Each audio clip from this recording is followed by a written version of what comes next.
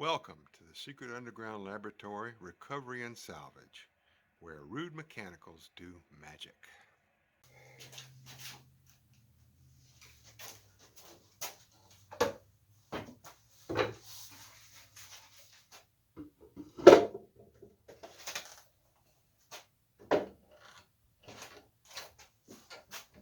Hello, I'm Bronze Age, Director of the Secret Underground Laboratory Recovery and Salvage.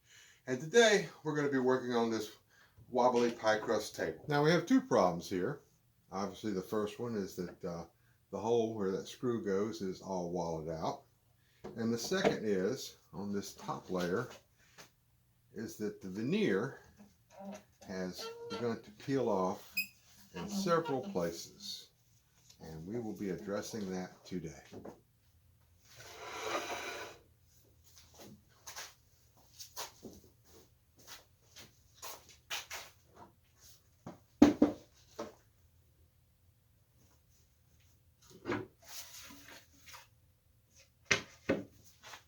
The trunk appears to be poplar.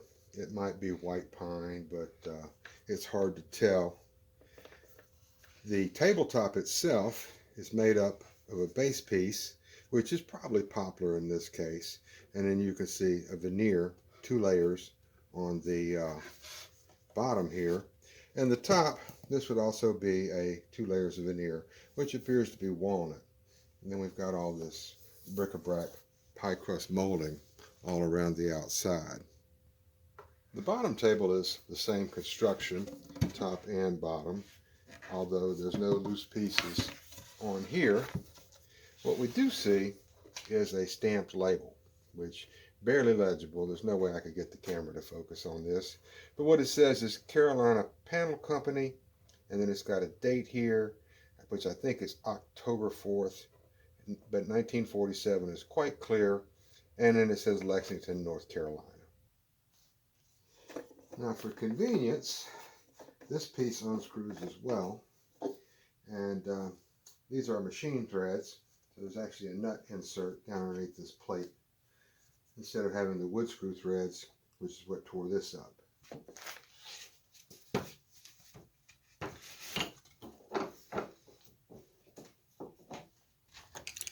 The center section here is made up of several boards that are edge glued together. Then there's another thin layer of veneer over that to create a smooth surface for the final appearance layer. I'm using hide glue straight out of a bottle. I'm not crazy enough to mix up the stuff myself. And a syringe to get down between the layers of veneer. I'm trying not to peel back any more than I have to.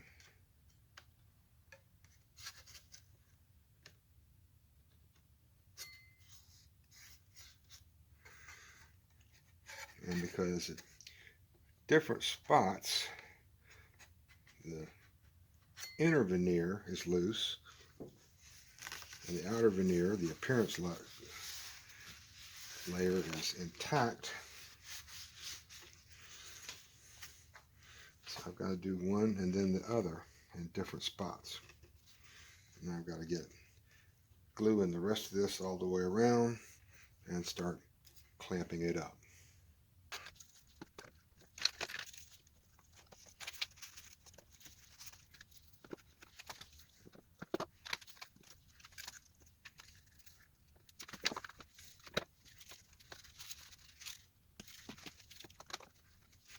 Now this piece presents two problems. Not only is the hole walled out so that the screw threads can't hold, but there's a crack all the way across the middle following the grain. And anything I put in here is going to try to force that crack open wider. So that's going to have to be addressed before we do anything else. I do get questions from people wanting to know why I spend so much time building these little jigs and fixtures. And I guess the real reason is because it does make my job easier, and I've got the time.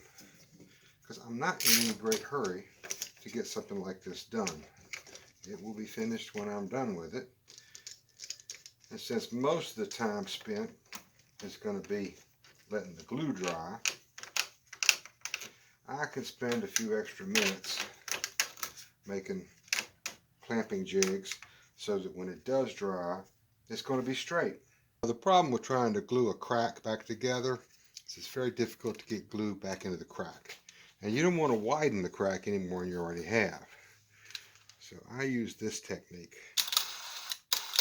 And being very careful of aware of the shape of the piece so that I don't drill out the side of it.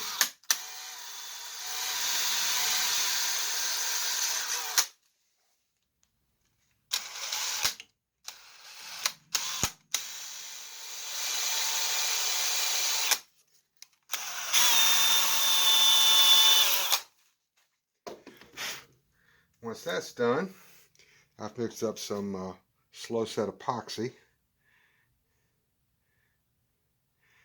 The slow set says it's 30 minutes, so I'll take their word for it. And with this syringe, I can basically inject it down that hole I just drilled. And then I have pins made from bamboo skewers that are going to go in there and fill the hole up.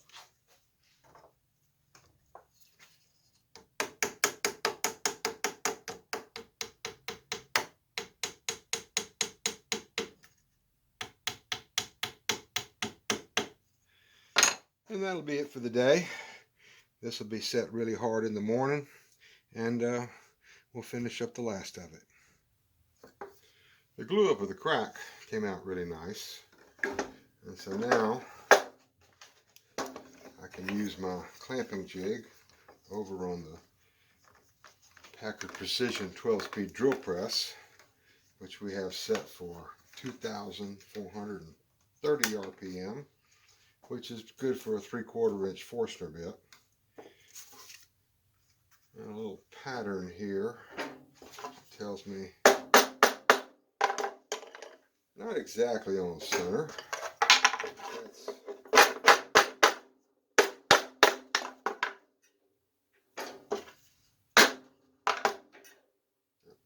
That's good. So we're ready to drill.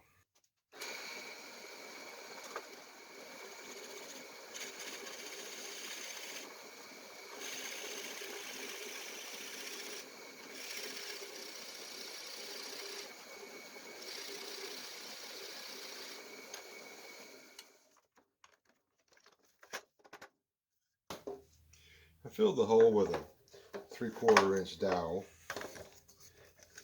Now I have to drill another hole for the lag screw. Now lag screws, and this is the same size that holds the table together, have a really sharp point. And that means that there's a tremendous amount of spreading force as it goes down in. So on a wall, a log, building a deck or something, it really doesn't matter.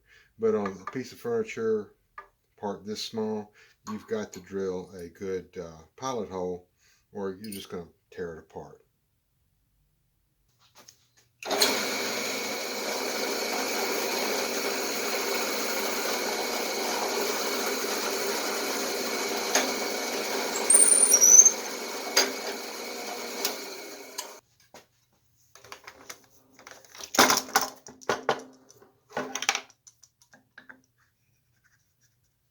That should fit pretty well.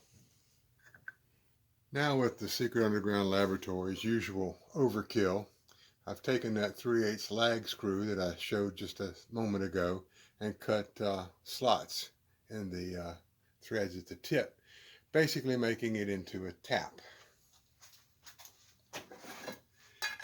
Dip a little bit of paste wax on it, clamp it in the vise. And this way, when I go to install it on the table, it won't be nearly as much stress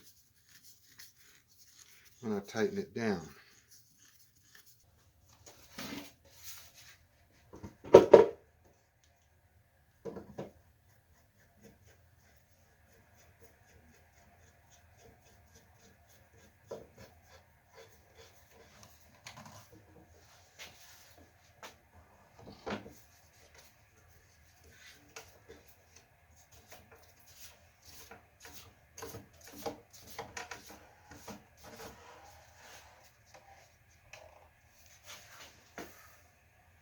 This is Bronze Age for the Secret Underground Laboratory Recovery Salvage, and thank you for sticking through this video with me.